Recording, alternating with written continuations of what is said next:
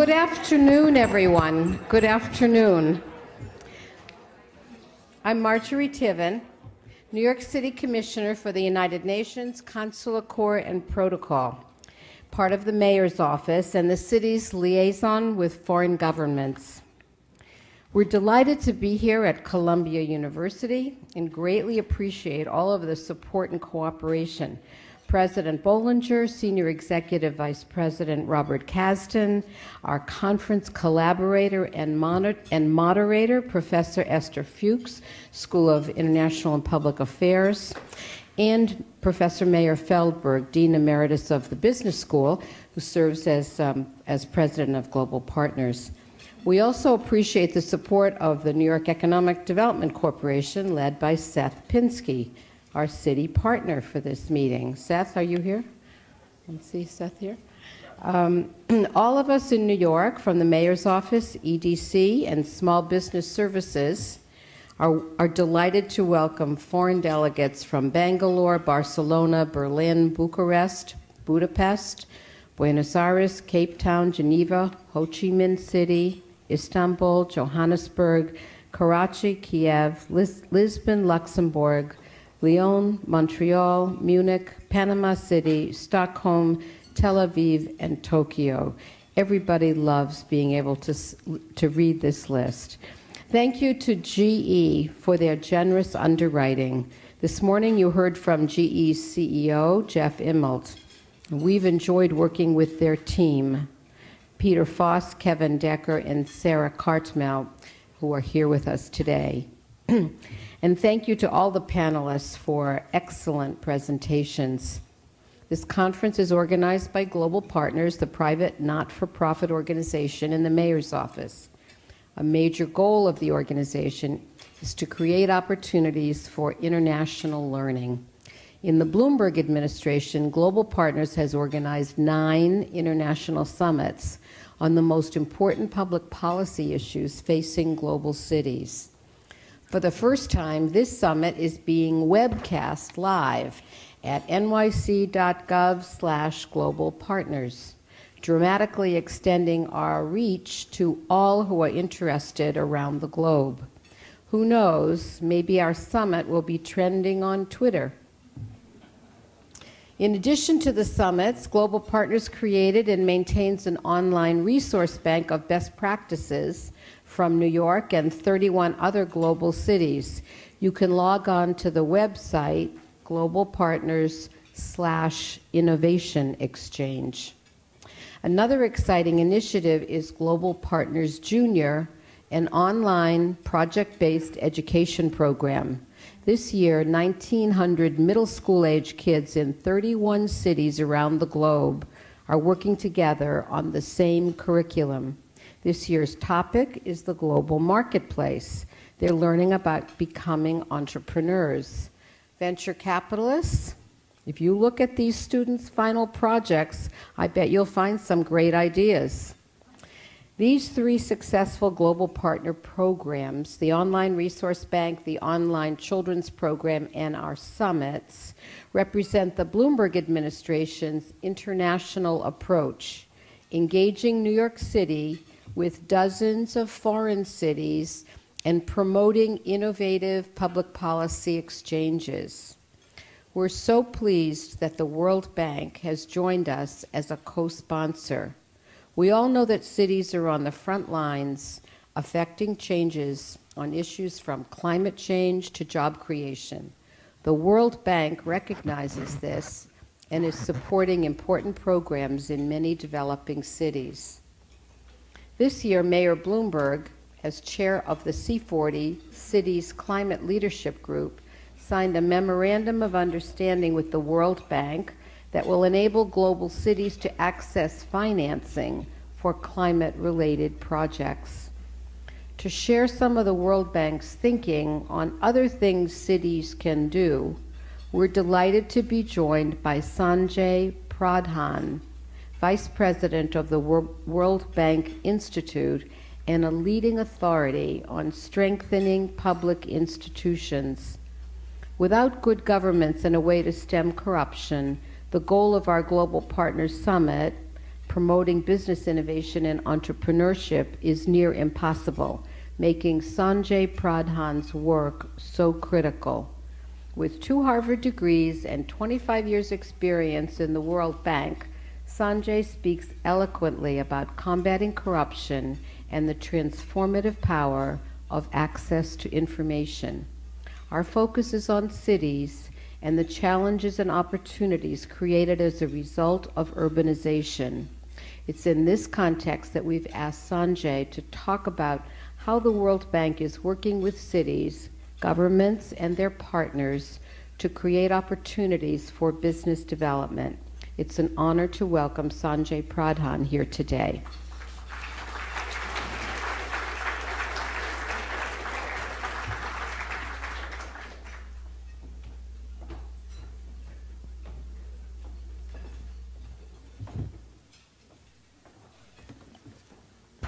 Good afternoon. Thank you very much, Marjorie, for that very thoughtful introduction. It's a real pleasure for me to be here. And I know I stand between you and delicious lunch, but please keep eating because I'm just going to offer some food for thought. It's wonderful to be here to learn about the most thriving cities in the globe today and to learn from many of you. I'm not going to repeat the entire list, but it is indeed quite enthralling for us to listen to the experiences of many cities that we've already heard: Barcelona, Stockholm, Berlin, Johannesburg, and so on. But I won't repeat the whole list again. But to me, it is a tribute to the global vision of Mayor Bloomberg that he has convened right here in this platform the foremost urban policymakers and practitioners in perhaps what today is the most cosmopolitan city of our time, New York. Along with Mayor Bloomberg's leadership role in the C40 Climate Change, Cities for Climate Change Leadership Group, this gathering, when you combine his leadership role in the C40 with this gathering, it really not only underscores Mayor Bloomberg's commitment to the city agenda, but it really positions him as a global leader who has been underscoring repeatedly the pivotal role that cities can play in building a dynamic economy and a more resilient society. So with this backdrop, you've already heard today from very inspirational. I thought the morning conversation was absolutely fantastic. We have heard from many inspirational leaders from government, from private sector. What I want to do here today is share with you some thoughts from the viewpoint of the World Bank, an international organization that is working across countries and across cities. So I aim to give you not a perspective of one city, but a global perspective coming from our engagement from a number of countries and number of cities. And what I'd like to do is to speak to you about 3 questions. The first question is, while we have been hearing about individual cities from a global perspective, from an international perspective, how significant is the phenomenon of urbanization today? How significant is the phenomenon of urbanization for developing countries, for job creation that people have been talking about, for economic growth? And within this, what is the role of entrepreneurship and innovation in fueling that growth? The second question I'd like to talk about, which is the focus of this conference, is what can cities do to stimulate innovation and entrepreneurship? And the third is, what is the World Bank doing to support this agenda for countries and cities? So let's first turn to, from a global perspective, what is the economic significance of urbanization if we aggregate it across the cities that we've been hearing about? Now, it turns out that once upon a time, if you go back only a few years ago, the dominant focus of development policy was on agriculture and rural development. That is still important, but what has become clear in the last decade for sure is that urbanization has become the defining phenomenon of the 21st century. I'll just quote for you some statistics which are staggering from a global perspective. Nearly 2 billion new urban residents will enter the world's cities by 2030, and most of them from developing countries. So that's nearly 2 billion new urban residents will enter. Urban populations in South Asia and Africa will double in 20 years. Emerging market economies, which will soon be contributing 50% of GDP growth globally, most of them will be coming from the cities. An extra 310 million new workforce, working age people, about 35% of the global expansion of the workforce, will crowd into just 600 of the world's leading cities. So that's an extra 310 million working age population that will crowd into just 600 leading cities. So what is the implication of all of these, this tremendous urbanization as a tremendous phenomenon that we are viewing, not just in the developed countries, but also in the developing countries? Well, the first implication is that it will intensify the challenge of job creation, which has become the top priority of every country since the start of the global economic crisis. But it also tells you that if the concentration of jobs is going to be in cities, then the confluence of addressing the job creation challenge and the urbanization challenge, they have to go hand in hand. Today, in every newspaper, in every forum, we are talking about the imperative of job creation. What these statistics demonstrate is the challenge of confronting urbanization and job creation must go hand in hand. They must go in tandem. This also makes it clear that this is also very important for poverty reduction. Poverty is no more a rural or underdeveloped regional phenomenon. Poverty is urbanizing. In a number of countries, you see a very large concentration of the poor now in urban areas. And it's not because cities are making people poor. It is because poor people are coming from the villages looking for economic opportunities in the cities. And so let me give you another statistic just to illustrate that.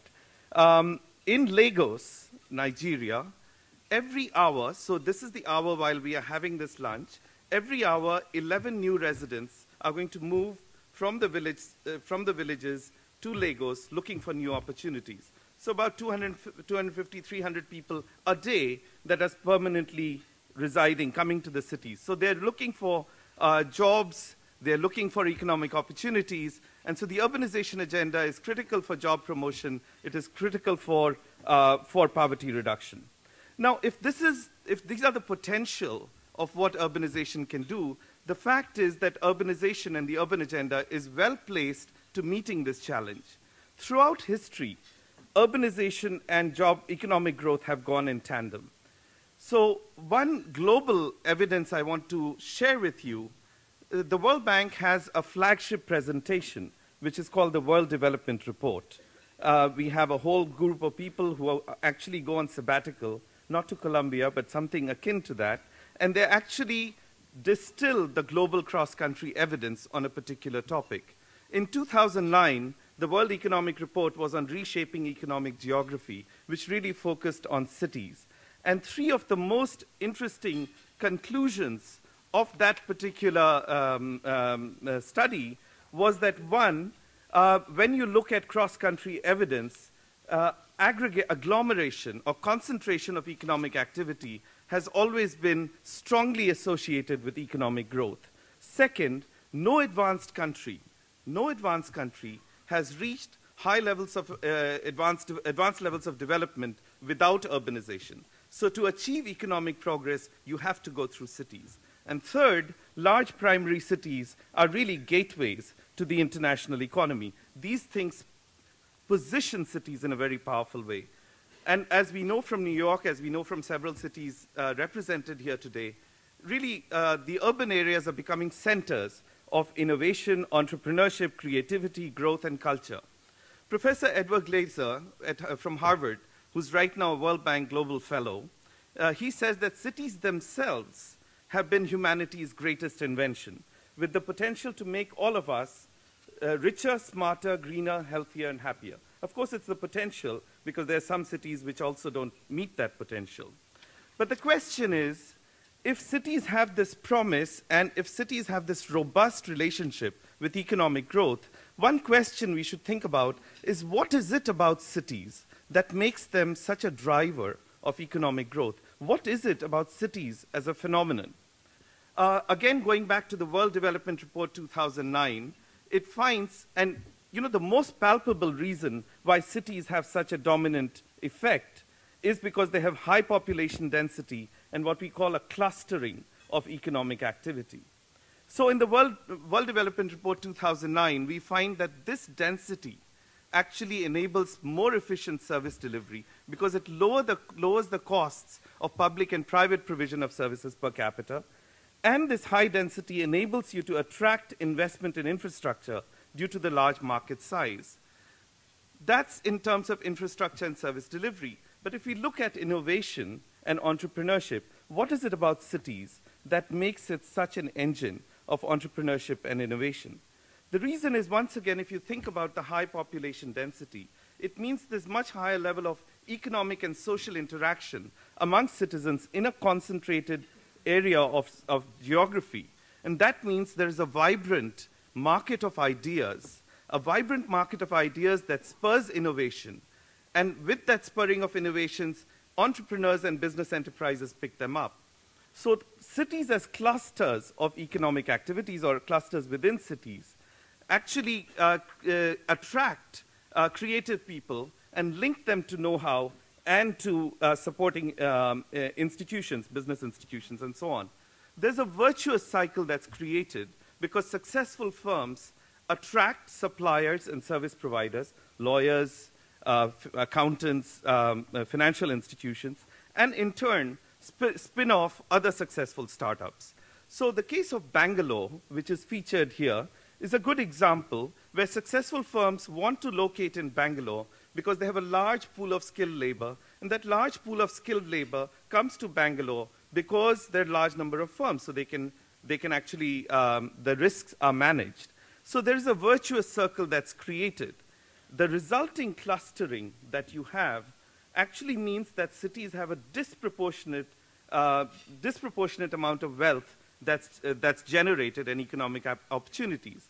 So in India, for instance, I was quite struck to know that the 7 largest metropolitan areas, which account for only 1.1% of the land, actually have and still have only 9% of the population. They generate 18% of the national employment and 30% of business services. Again, it shows you the power of clustering.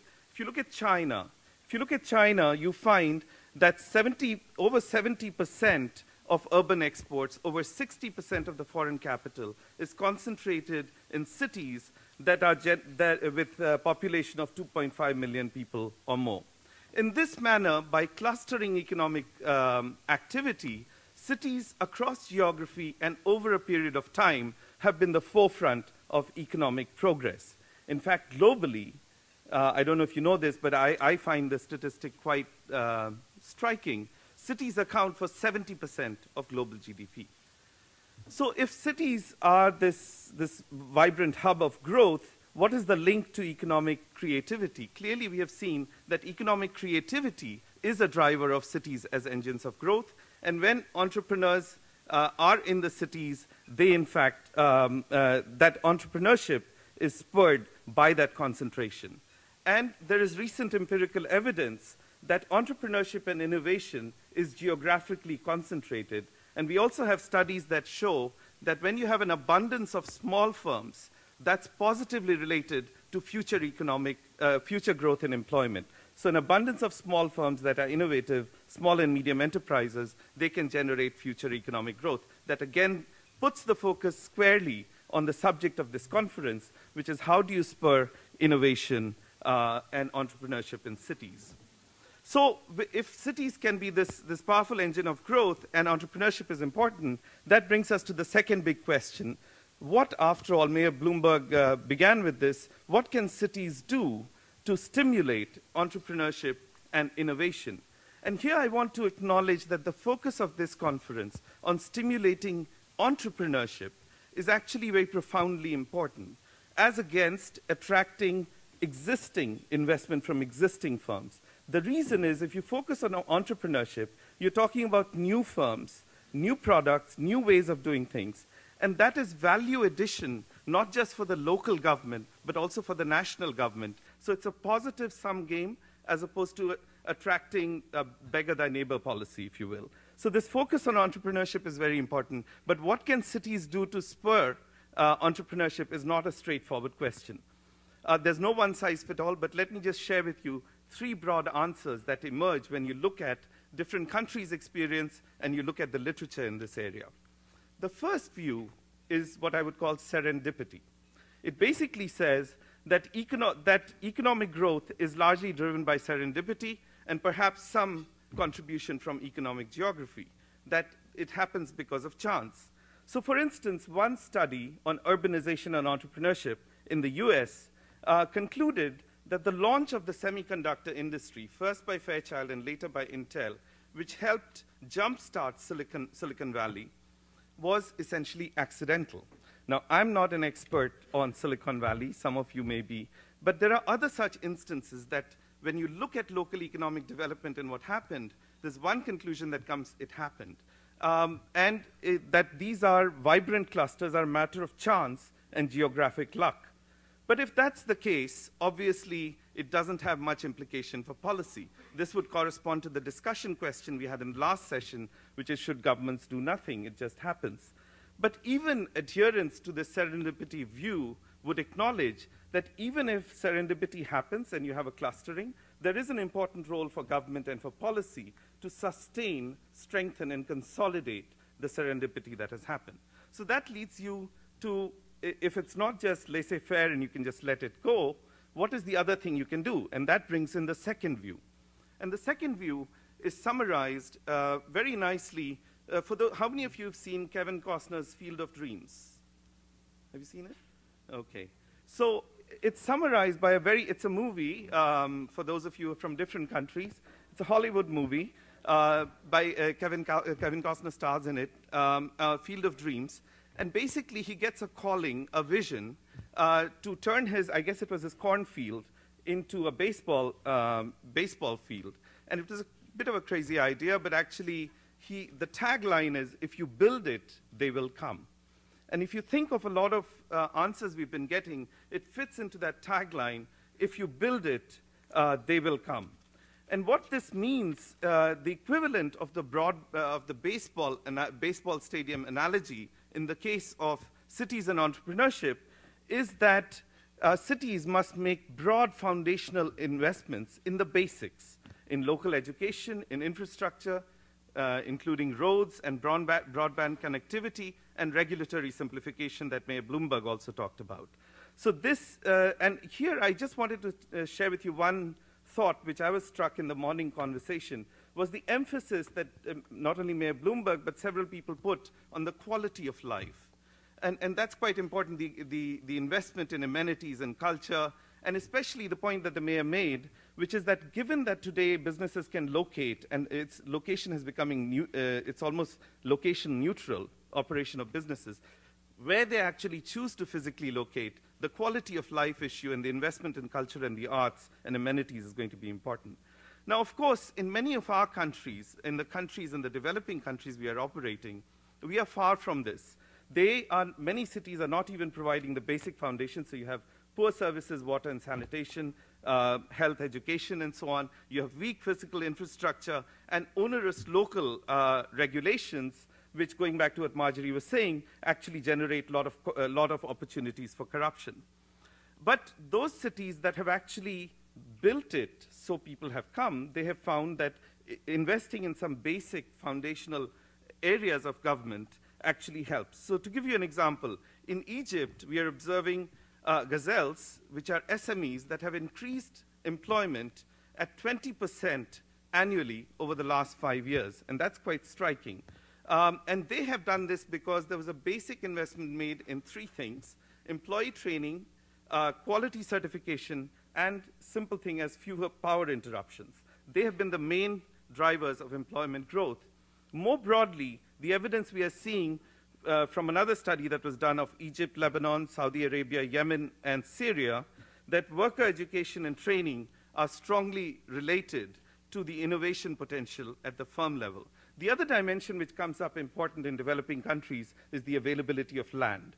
So there was a survey done of entrepreneurs in India, and they found that 50% of the firms found that difficulties in obtaining the desired industrial location was a problematic issue. The other dimension that many of our cities are working on is increasing the speed and reducing the costs of doing business, which generate opportunities for corruption. So just to give you an example, there's a large variation across cities. It takes 5 days in Singapore to start a business, 38 days in Manila. In Bogota, Colombia, it takes around 74 days to get a construction permit and build a warehouse, whereas in Manila, it takes 169 days. Obviously, these are areas that cities like Manila have to work on. The other area which is important is access to capital. In Sri Lanka, the National Development Bank has recently announced a $21 million facility to support SMEs. So, you know, some cities in the second view, which is the field of dreams caption, build it as you can come. You can invest in education, you can invest in regulatory simplification, and with these foundations, cities can indeed attract talent and investment. But the question is, will that be sufficient? And that leads to the third and final view, which is that it's good to invest in the basic foundations, but you actually need to have aggressive, proactive, and targeted interventions which actually attract. And if you think of the presentations that we've heard this morning, several of them actually venture into that field, which basically says beyond these general foundational investments, you actually need more targeted, aggressive, activist areas. In the sphere of national economic policy, that has been called industrial policy. Although some of the presentations we heard are not targeting specific areas, not targeting particular winners, but generally a more aggressive. So examples of this are direct government grants, income tax credits for angel investors, state-sponsored venture capital, and the area that we've heard a lot today about, which is incubator facilities for startups, and also an area on coaching and mentoring for entrepreneurs. So these can help overcome some of the startup costs, and they're important where you can do it right, and emphasize where you can do it right, because firms have to choose where to locate, and they will go to places which are more attractive. So consider the issue of land and office space. Obviously, if it's a dynamic city, real estate prices are going to be high, but that's going to be prohibitive for a startup company. So well-located and well-networked incubators can overcome this barrier by providing low-cost office space, networking, and mentoring services. The city of Turin is a very good example. They were losing employment and opportunities because of the loss of manufacturing. And they created an incubator near the still renowned technical institutes. And what was interesting is they made these technical institutes shareholders in this incubation, which gave them an incentive to collaborate. Cities can also grow in this area of proactive reaching out if they actually help companies connect globally. Singapore is a very good example. Singapore International Chamber of Commerce connects its small entrepreneurs to networks of ambassadors and so on. And there's the Spring Agency in Singapore, which provides technical assistance to SMEs in developing exports and financing opportunities. But the one caveat I wanted to stress, which goes back to the generous introduction that Marjorie gave for me, is that when we are talking about this third aspect of aggressively, proactively providing incentives for entrepreneurs, we have to very much keep in mind the capability and checks and balances in that country and society that we are talking about. Because what we find in many of our cities which are not doing step 2 right, where the capabilities are weak and where corruption is endemic, giving a much more proactive, especially picking winners, can actually degenerate into rent-seeking regimes rather than entrepreneurship-supporting regimes. So I turn to the last area, which is what the World Bank is doing in this area.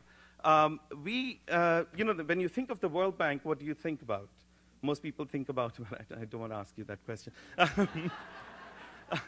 But most people think about the money we lend, right? But what's interesting about the World Bank is we actually have 3 roles.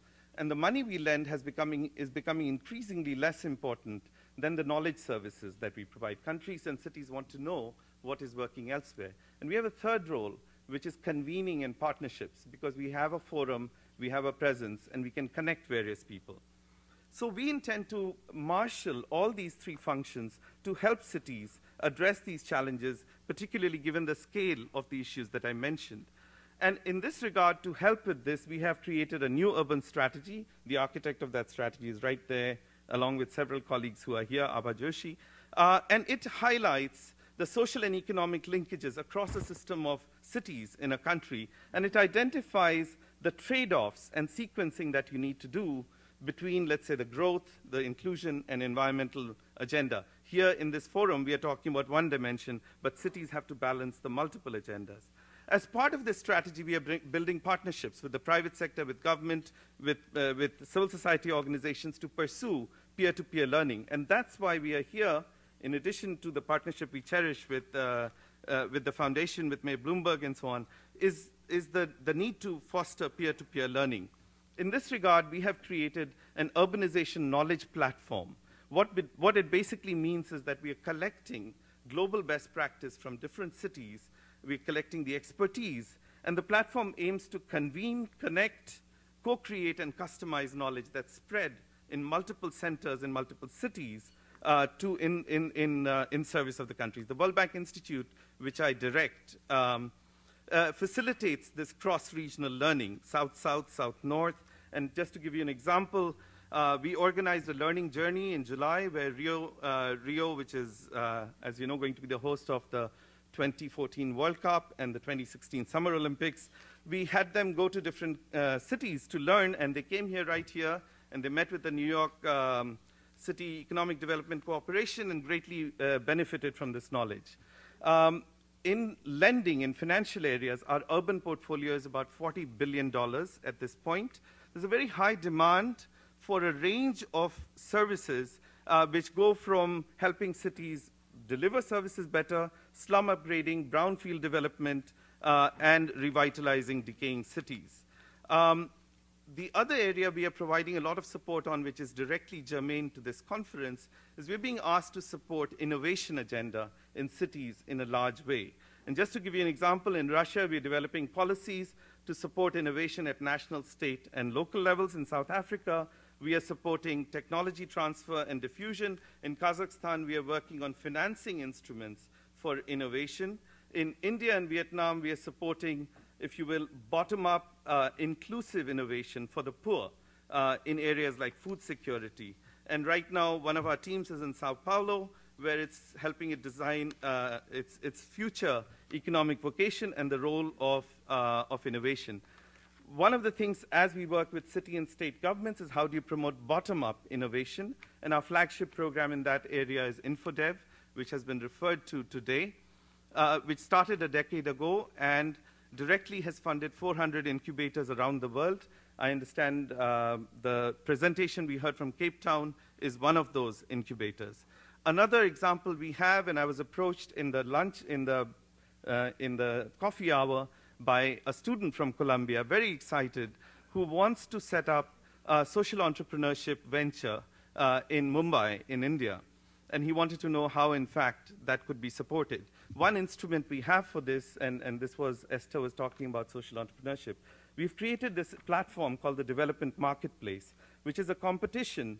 It's a global competition we usher around specific challenges, and it invites social entrepreneurs to solve particular challenges, and we provide grant funding and even mentoring and support. So we've done this since 1998. We've given out $60 million to entrepreneurs, I think about 1,200 entrepreneurs in 800 innovative projects. So let me close. I think I've gone on long enough.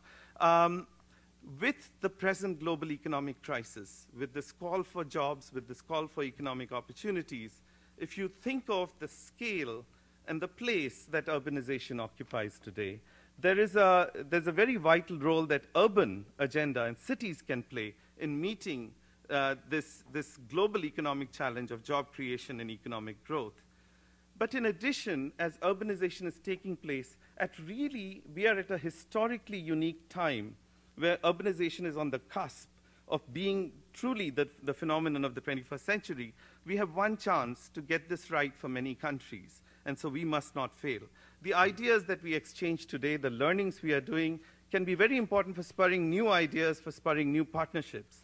And I find in this space that it's the multiple sources of knowledge that are gathered in this conference, that are gathered in this room, are the real wealth that we have. In the context of the global economic crisis and the rise of the G20, people talk about that we now have multiple sources of growth because China, India, BRICS have emerged as multiple sources of growth.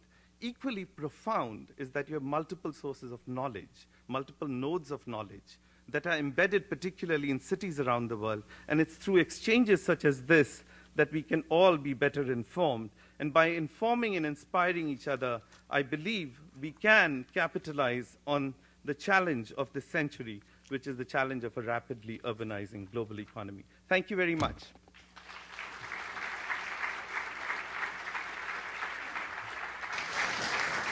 Thank you. I know, Sanjay, Pradhan, this was wonderful. We have time for a couple of questions, so I'm just going to look out and look for some hands so we can get this, and we have some mics circulating.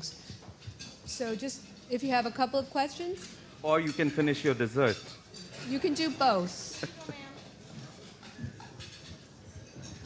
Okay, we have a question in the back. Thank you. Hi, Esther. Julie Vitullo-Martin from the Regional Plan Association. I was fascinated by your discussion of the number of days that it takes businesses to start up in different cities, from the low in Singapore to the appalling 174 days in Manila. But I wonder where American cities rank, and in particular New York. How many days here? Thank you. You want to take a couple more? Let's take a couple more because he's going to answer questions all at once. So do we have other questions? Let me just address that. So we do a flagship report which is called Doing Business. And Doing Business, the unit of analysis are nation states. And we actually, we actually look at objective indicators to see how many days it takes to start a business, how many it takes to register. I mean, it has various dimensions. And in that, but that's usually been at the nation state, although in the large countries, and I have colleagues here who can, Stefano, the gentleman who can raise his hand there, his group actually prepares these reports. So for some of the larger countries like Brazil, India, China, we do go to the city level because it doesn't make sense. You actually need to aggregate at the city level. But I don't believe we have not done anything not in the U.S. We haven't done this in the U.S., but perhaps we can sort of think of ways to take that forward. We have another question up front over here.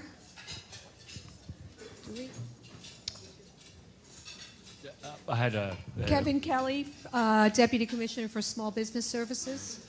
Have you found in your experience that when you talk about an activist approach to policy or regulations from a government perspective, that the real problem is in the policies or the oversight themselves, where there's not a match with what needs to be done? Or is it how they're implemented and the ways in which the apparati responsible for that type of oversight are actually fulfilling their mission? Yeah. If I take the analogy with what we've seen happen at the national level, the problem has been in places where it hasn't worked. The problem has been in both areas. So there has been a challenge. I mean, some of the activist approaches that were mentioned today, for instance, around, let's say, developing incubators or connecting entrepreneurs more proactively in other areas, they don't involve picking winners. But one of the problems we have had in terms of the design of the policy, the first part of what you were saying, has been in that picking winners. Because in countries where there is endemic corruption and patronage, that picking winners naturally leads you to a certain self-selection, which itself, or you may not have the information and so on. But then you also have the problem of the actual implementation in other cases. So we've had a combination of both. That doesn't mean it cannot be done. And it can be done where the capability is strong and where checks and balances are strong. So the only thing is when you work in the World Bank, in any area, including this one, and especially this one, what you naturally evolve is a differentiated approach where you can do certain things along the lines of what we have heard today in advanced cities and advanced countries, and you have to be talking about much more of the level playing field and doing just the basics in other countries. So. I'd like to ask a quick question. I know there are a lot of people out here who are very practical about the work of the World Bank and would probably like to know what the process is to apply to be a place where the World Bank invests and works with them on projects, because these are, I know, very exciting to a lot of the cities that are here being represented today, including New York. Okay. So the usual process of the World Bank is, as you know, the financial part of the World Bank is it's a bank for governments. And so ministries of finance, for instance, are our natural counterparts. And we go through a whole process in every country where we decide through a participatory process what the priorities in that country would be. And in some countries, the urban agenda is quite important. Cities approach us directly, but they also approach their own national governments. So the practical process is it takes place in our interface with the governments, but it's a much more dynamic process because you can have cities that are actually quite engaged in getting financial assistance. They approach us, we approach our counterparts, and so on. That's purely on the financial part of it. So if some of you are interested, but I should also say that we have colleagues here from the World Bank. So if there are any cities here that want to engage with us, we have colleagues who you can talk to in terms of how to get. But the financial assistance is just one part. A lot of what we are doing in terms of knowledge exchanges don't have that same protocol or don't have the same requirement. And today that agenda is growing much more rapidly than even the financial part. So.